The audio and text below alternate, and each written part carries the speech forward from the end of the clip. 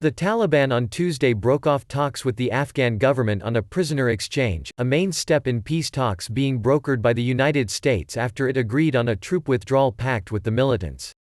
Suhail Shaheen, a spokesman for the Islamist insurgent group's political office in Qatar, said on Twitter a technical team would not participate in fruitless meetings and the release of their prisoners was being delayed under one pretext or another.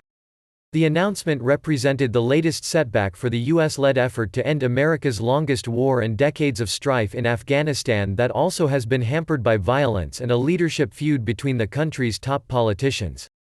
The late February pact between the United States and the Taliban, under which US-led international forces will withdraw in phases in exchange for Taliban security guarantees, is the best chance yet of ending the 18-year US military involvement in Afghanistan. But peace hinges on talks between the US-backed Afghan government and the militants. A prisoner exchange is meant to build confidence on both sides for those talks. A spokesman for the government said it would continue working on the prisoner release plan. "We ask the Taliban to not sabotage the process by making excuses now," said Javed Faisal, a spokesman for the National Security Council in Kabul.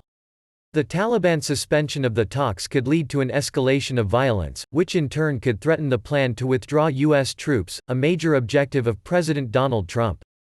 A three-member Taliban team arrived in Kabul last month from Qatar to begin the prisoner exchange process. Last week, Afghan officials said they would release 100 Taliban prisoners who were sick or over the age of 50. In exchange, the Taliban were expected to free 20 members of the Afghan security forces.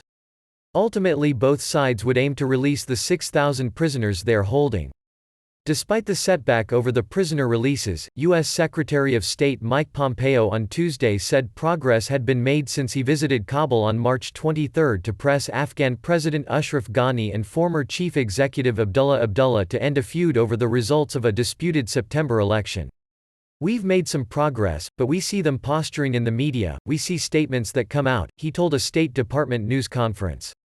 While the feud has persisted, Pompeo's visit and his announcement of a $1 billion cut in U.S. aid to Afghanistan appeared to have an impact, with Ghani on March 26 announcing a delegation for peace talks with the Taliban that won Abdullah's endorsement.